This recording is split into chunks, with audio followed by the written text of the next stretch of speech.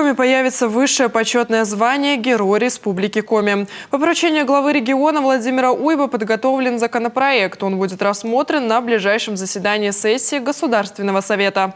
Звание Героя Республики Коми является одной из высших государственных наград нашей республики. Вручается золотая звезда Героя Республики Коми соответствующим указом и удостоверением.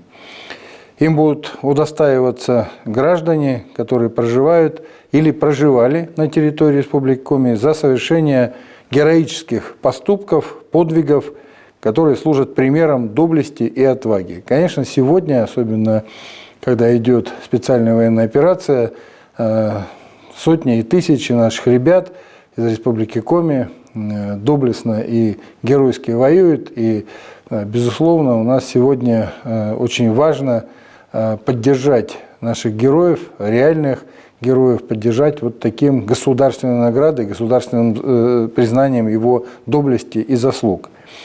Законопроектом предлагается предусмотреть для граждан, удостоенных высшего звания, почетного звания Герой Республики Коми, республиканской единовременной денежной выплаты в размере 75 тысяч рублей.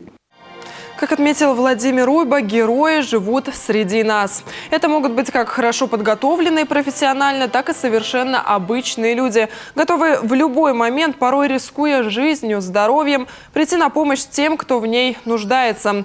Известно немало примеров спасения человеческих жизней благодаря доблести и отваге таких людей, их умению действовать решительно в экстремальной ситуации. Они заслуживают нашего уважения и признания, заметил глава республики. Он также призвал однопартийцев, общественников, депутатов Госсовета Коми и муниципальных советов активно подключиться к общественному обсуждению этого законопроекта.